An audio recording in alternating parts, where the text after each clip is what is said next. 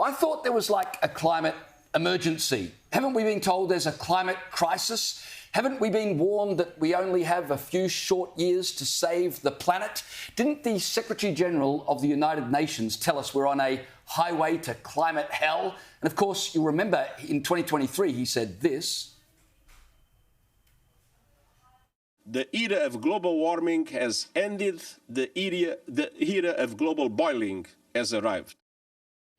So it's a climate catastrophe. We've got to do something now, which makes me wonder why, out of 195 countries that signed the Paris Agreement, where they agreed to limit temperature rises to just 1.5 degrees above pre-industrial levels to save the planet, do you know how many of those 195 countries submitted in time their emission reduction plan to say what they would do about those reductions by the year 2035? Those plans were due in on Monday.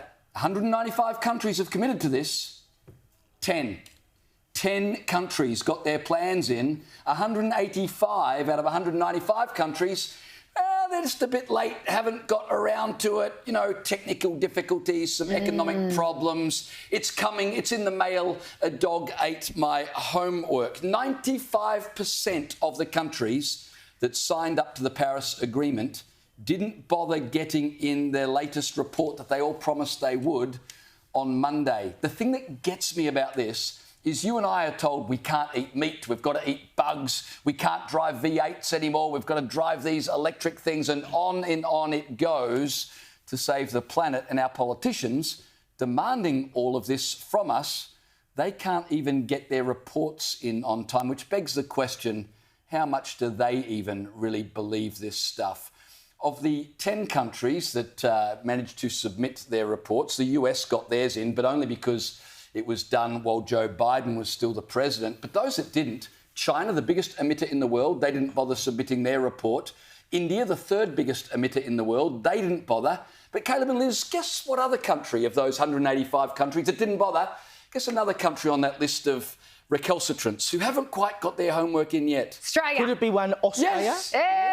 Chris Bowen didn't get his report in yet either. Can you believe this? Really? I thought know. we would have been on top of this. I mean, the Albanese government isn't on top of much else, but you would have thought, since we're bleeding out of every orifice to pay our energy bills in this nation at the moment, you would have thought Chris Bowen would be crossing the T's and dotting the I's when it came to handing in his report card to the UN to say, look how marvellously we're doing with regards to our Paris agreements.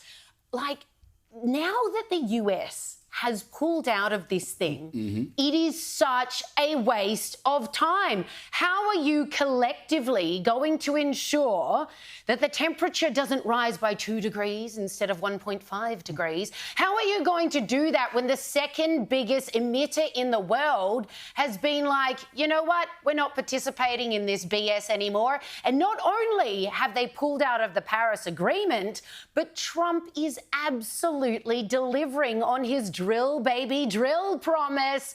Oh, yeah, the war on coal-fired power in America is over. Gas, it's over.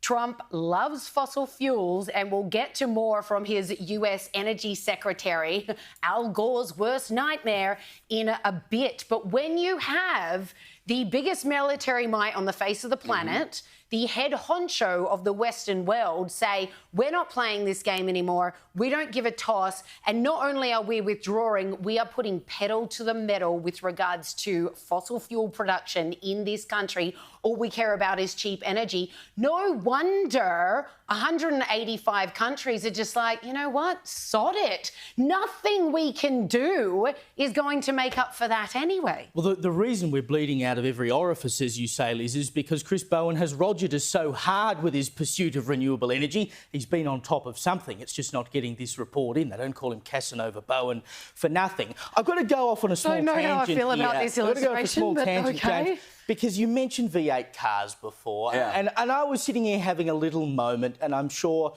Paul Murray, if he is watching, will be having exactly the same moment. Nobody makes V8 cars anymore. You can the only V8 cars you can buy are second-hand. No one makes them, not even Toyota, which used to put V8s in their Land Cruisers for grunt, not for speed. But even they've yanked V8s off the market, which is terrible. I was in the city today and this guy went past in his V8 Commodore, a classic vehicle from the past. And you were just like, noise. I know. I mean, an electric vehicle comes up behind you, it would hit you before you even knew it was there. Well, I think that's part of the point, isn't it? Because, of course, you know, too many people on the face of the planet's what's causing all this trouble, so the EVs will just depopulate a little bit. I think that's all part of the deal. But it shows what a joke this whole thing is. I mean, the climate chief at the UN, Simon Steele, said that this was the most important policy document of this century. Wow.